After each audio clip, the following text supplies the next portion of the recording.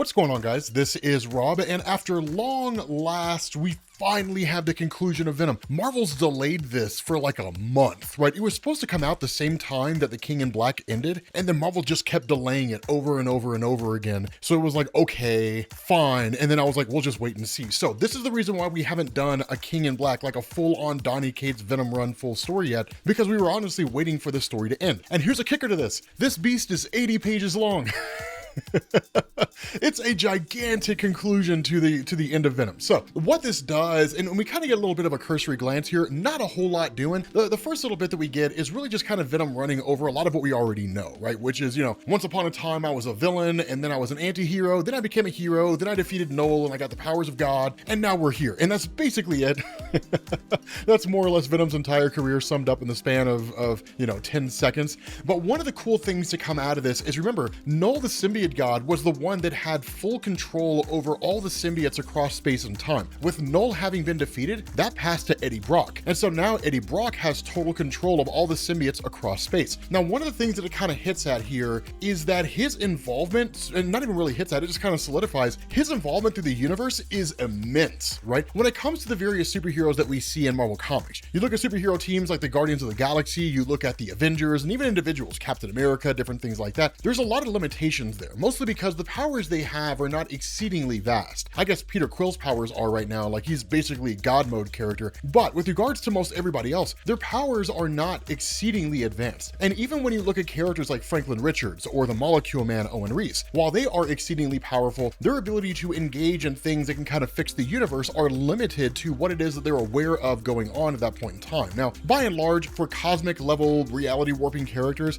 having a kind of cosmic awareness sort of goes hand in hand with that. But what Eddie Brock is basically doing here is healing the universe and really helping a lot of aspects of the universe. So on the planet Fallow, for example, he's basically helping to rebuild the empire of this place, following Knull basically tearing it down and leading to the ruin of this kingdom. One of the other things that's kind of hit on here, which is really, really cool, is this talks about a fissure, which can kind of go either way. I would say it's probably the fissure that was used by Knull to enter into space, but as far as I'm aware, that fissure that was open during Thanos' Imperative that led to like the arrival of the Cancerverse, while it was technically closed, I'm pretty sure it was reopened again. And so I think he's kind of closing it back off. And then of course you also end up having him meeting with the Avengers and meeting with Asgard and so on and so forth. But the funny thing about this is, despite all these things that he's doing, Eddie Brock is not actually there. Instead, Eddie Brock is having the Venom or the symbiotes act in his stead. That oftentimes they're taking on the appearance of him. And then in turn, they're just kind of going through and engaging in different acts. The other thing about this is that Eddie Brock's aged up and he's an older guy now, right? A little bit of time has passed here since the events of the conclusion of King in Black and Eddie Brock at the moment. And there's two major things going on. The first is that in his older age, it's very difficult for him to be able to basically function and control the hive mind, essentially control this species operating across the universe, and depending on the circumstance, because he kind of talks about different dimensions and so on. And Marvel's been using dimension and universe interchangeably recently, so we can either say it's dimensions inside a universe, or we can say it's other universes. But regardless, controlling a hive of this size is a very difficult thing for him to do. And so it takes a huge physical toll on him. The other part of that is Dylan is in his teenage years. And it's one of the things that he says, right? Like the just the difficulty of me focusing on the hive and trying to control all these different symbiotes and so on, and having an entire army at my fingertips. And even though I can see through 1 billion eyes and touch 1 trillion souls, fight infinite wars, there's no force powerful enough in the universe to control a teenager.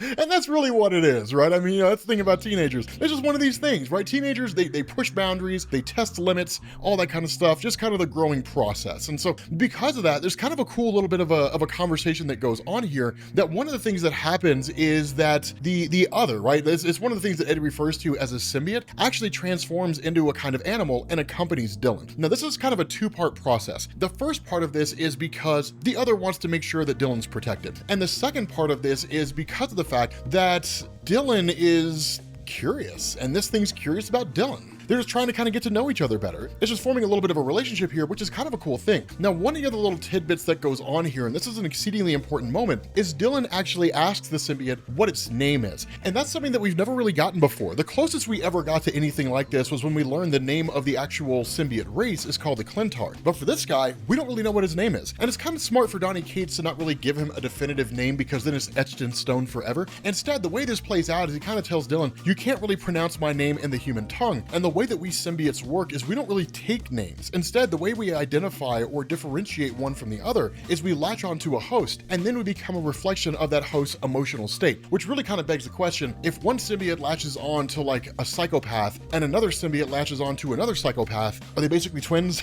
I don't know how those kinds of things work, but the important thing here is that that's how they differentiate each other. And so what he actually does is he kind of allows a sort of vibrational frequency to impact through Dylan and to actually give Dylan his name, which is a touching moment, because it's one of these things where only Dylan would really be able to experience that, and really Eddie Brock, because they're the only ones that can really resonate with symbiotes in that way. Now, following that, you actually end up switching over to a kind of luncheon between Peter Parker and Eddie Brock. There's a little bit going on here. There's kind of a funny thing going on. There's one point where Spider-Man asks him, like, how are you doing? And Eddie Brock's like, oh, I'm doing good. And he's like, no, Captain America does good. You are doing well. Kudos, Donny Cates. That's from 30 Rock. So it's one of those little funny things, little funny moments. But at the end of this, at the end of the day, Peter Parker's kind of approaching this from a little bit of a strange situation. And the reason why is because the power that Eddie has to be able to operate on a universal scale, that's not one that's quite readily given to symbiotes. And in fact, no one really had that power until Knull was introduced, and now Eddie Brock. Even when Peter Parker had the symbiote, it just didn't quite work that way. The other part of this is that Peter largely attributes everything that's happened with Knull to himself, because he kind of looks back to the original Secret Wars event back that we read in 1984 and kind of says, if it wasn't for me, this symbiote never would have been brought back to Earth in the first place. Now, of course, the response to Eddie is, look, man, they've been around for 1,000 years, man. Like, they fought in Vietnam, like old characters were based on them. Like, they were here long before you brought that symbiote back. At the time the story was written in 1984, it was the only symbiote on Earth. But by virtue of retcons, changing history in Marvel Comics, we know that they've been operating on Earth for quite some time. So the funny thing is, Peter's a little bit pissed off, right? Because Eddie's known this for a long time, and he's kind of like, I mean, you couldn't have told me. I've been carrying this weight on all this time, and you couldn't have told me that, like, it was unnecessary for me to do it. And Eddie's like, but I'm telling you now. So it's like, you know, a small little thing. Now, in the middle of that, where you have Eddie who kind of goes into a trance, right? And he essentially has like one of his other symbiote duplicates kind of talking to the Avengers, which we'll jump to here in a minute. Somebody runs in to rob the place. And as soon as they do, right, they're like, all right, everybody, reach for the ceiling and keep reaching until you reach it. Then he sees Spider-Man. He's like, oh, come on.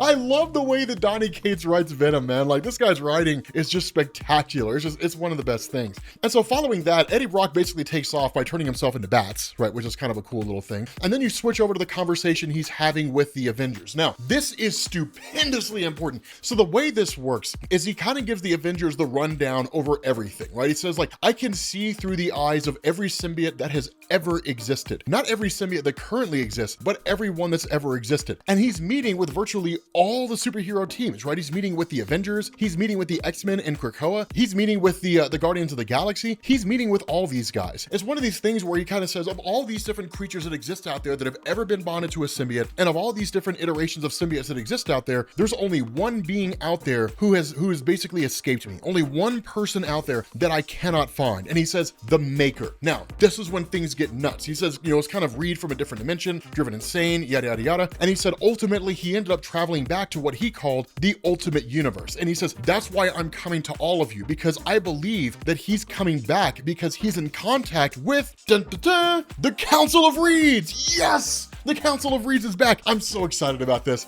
I loved the Council of Reeds. Oh my God. But he says basically the whole idea behind this is to essentially, he has to fix his universe, right? He has to basically fix the ultimate universe in order to be able to officially join the Council of Reeds. Now, one of the things about the ultimate universe is the last time we saw that prior to its return was its destruction in the launch of Secret Wars, right? The issue number 0 that officially set the whole Secret Wars event in motion when you saw the final incursion between the main Marvel universe and the Ultimate Universe. Following that, the Ultimate Universe came back in Spider-Man 2 by Brian Michael Bendis, the last story he wrote before he defected to DC and screwed up Superman. And then now we have the Ultimate Universe, which just kind of been appearing here and there, but we don't have a whole lot about it. We know the Maker's from there, the Maker went back there. It's only appeared a few times in Marvel Comics. And so because of that, what it looks looks like is happening here is the Ultimate Universe is kind of like an unstable universe. It exists, but it's almost like it's consistently on the verge of collapse. It's kind of hard to describe because we're not really given a good description of it. The only real assumption Eddie Brock can come to is that the only way for the maker to fix his universe is to basically replace our universe with his. Now, exactly what forms this takes, we're not really sure. We have Eddie Brock talking about things like invasion, and so it may be one of these things where like the Ultimate Universe invades the main Marvel universe, and then that's basically it. It just kind of takes over. Like me coming in, kicking you out of your house, and then moving in myself. That's kind of what this seems like.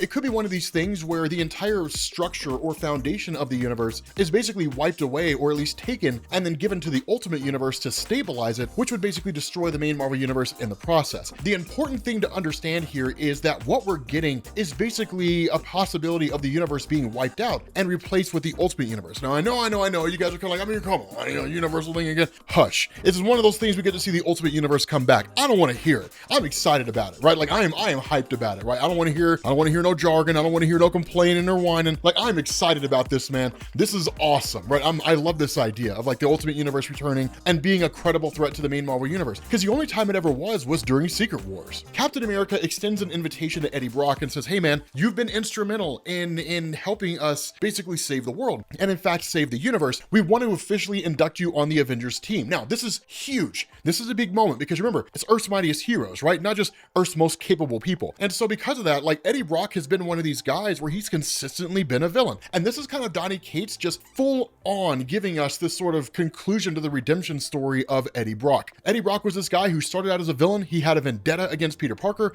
He wanted to kill Peter Parker. Over time, he and Peter had to work together to face off against villains like Carnage. And this led to Eddie Brock basically redeeming himself. It led to him becoming a good guy. This is the conclusion of that. He is in such a position as a good guy now to where he's being offered a position among the ranks of the Avengers. The problem with this is he says, I could, but I'm not going to. Because the reality is I one, have much bigger things I need to focus on. And two, you need somebody more capable than me, right? In my old age, I don't know if I can hack it, man. Like I'm an old timer, right? I mean, I know you're old, Cap, but like you look young. Captain America's younger, right? And so he's kind of like, okay, look, I have somebody else that can take my place on the Avengers team. I have somebody else that can take my place here. And Captain America says, who are you thinking, Home Slice? Who are you thinking bringing onto the team, son? Who do you want to take your place on the Avengers team? They better be good. They better be on your level. He's like, oh no, it's good, man. He's like, I think you know him, and I think you know him pretty damn well. His name is Cactus Jack. That's not true. I don't know why I said that. It's Anti-Venom, right? It's Flash Thompson. This is cool, man. It's well, really Agent Anti-Venom now is officially what it's called. But Flash Thompson is the guy that Eddie Brock wants to bring onto the team in order to officially induct him as an Avenger. This is amazing. Okay, speaking of that, we actually switch over to Flash Thompson, and here's a cool thing. This book is probably just going to be like a springboard for Flash Thompson's own comic book series, his own solo series. And if that's what we're getting, I'm going to tell you right now, just based off what we're seeing here, I'm down, right? Because he basically ends up going into like this local shop, right? And there's just a guy taking orders and some chick making her order. And one of the things he kind of muses about is that he hasn't really been gone for all that long, but everything already looks so different, right? Remember the last time that we saw Flash Thompson, he was resurrected from the dead during the King in Black story. And so you kind of have this situation where he's just kind of talking to people and getting to know people and really just trying to get himself back to a place of being comfortable. But it's also pretty easy for him too, because he has no real paper trail. As far as the world's aware, he's dead, so he can effectively become anybody. The problem with this is that while he's talking to this one chick, this bullet comes flying out of nowhere, right? And like kills the guy behind the counter, right? Kills the cashier. Now at that point, you have what are called Guardsmen who show up. Now, of course, Flash Thompson turns into his Anti-Venom costume, right? And just starts going to work on these guys. But here's the thing about the Guardsmen, right? They have effectively been tasked with hunting down symbiotes. We don't know exactly who's doing it, right? I mean, the only thing that they say is we're Guardsmen. We're sanctioned to take out symbiotes or unauthorized aliens that we track down. So presumably they're probably agents of like SWORD. Maybe they have something to do with SHIELD. Maybe they're just like straight federal agents from some unidentified intelligence agency. It doesn't really matter. But the whole point about this is that guy, that cashier behind the desk, he's not a human. He's a symbiote.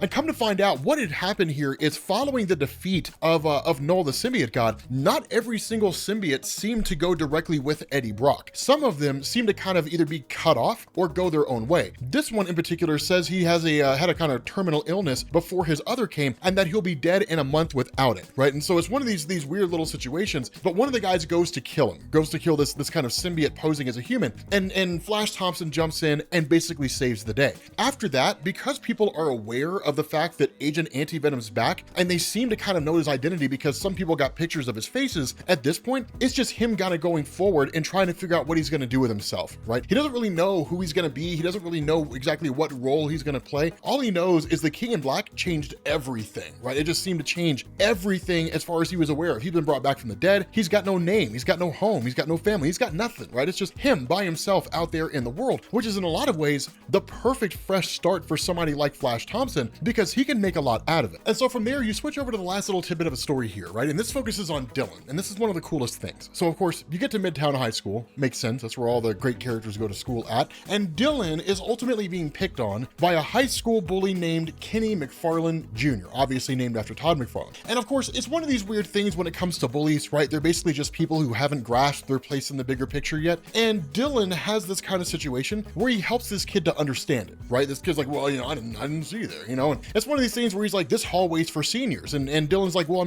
how many years have you been a senior, right?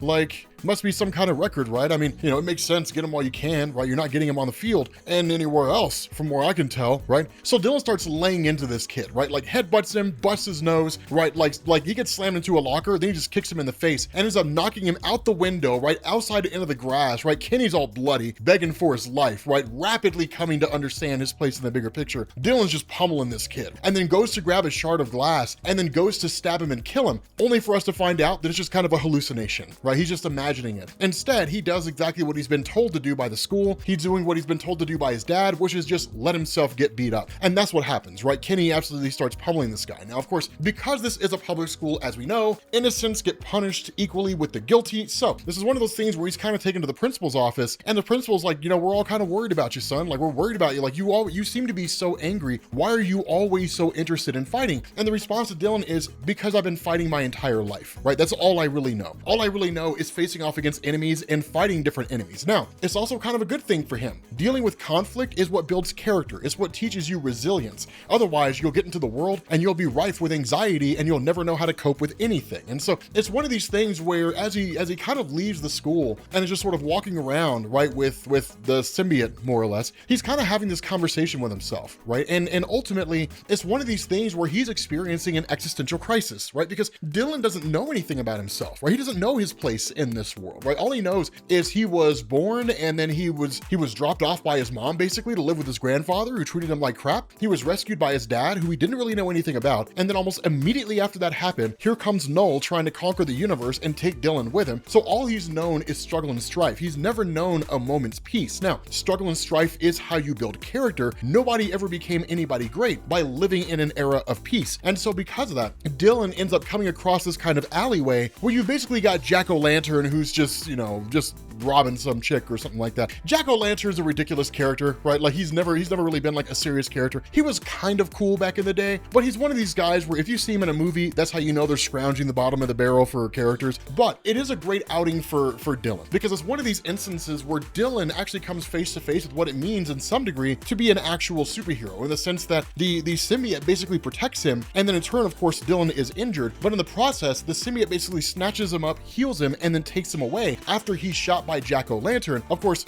Jack-o'-lantern's dealt with by Venom in no uncertain terms. He literally just pummels this guy, seemingly beats him to death. I don't know if he actually does kill him, but there's a splatter of blood, a scream. You guys know what that usually means. And so following that, you end up on a rooftop where the symbiote brings Dylan back to Eddie Brock. And opposed to Eddie being upset at Dylan for engaging in superhero escapades, he kind of tells him it was only ever a matter of time before something like this happened. I didn't know if your motivation would be to follow in my footsteps. I didn't know if your motivation would be because you actually want to make the world a better place. I don't really know what your intention is here, but regardless of what it is, you're looking to kind of graduate out into the greater tribe, so to speak, and to undertake this kind of superhero role. So if that's going to be the case, then understand it needs to be done in a way to where you're being safe and you're being responsible. And there's no safer place in the whole galaxy or even the whole universe than with this symbiote. It'll give its life to keep you safe. And so that's when you basically get Dylan, who dons the Venom symbiote and effectively becomes the new Venom. And what a perfect setting for this, right? What a perfect way to kind of end this, to sort of conclude the story of Eddie Brock and then to have Dylan become the new symbiote. The biggest question that you kind of have to ask here is, how long is this going to last? One of the big issues that you run into this, for those of you guys who are new to comics, one of the big issues you run into with stuff like this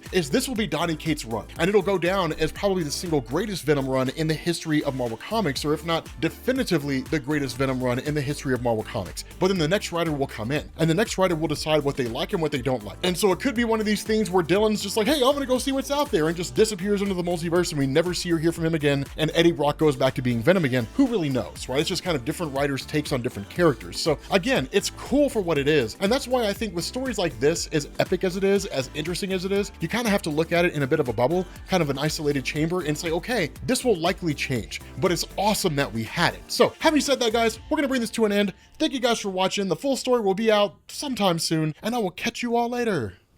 Peace.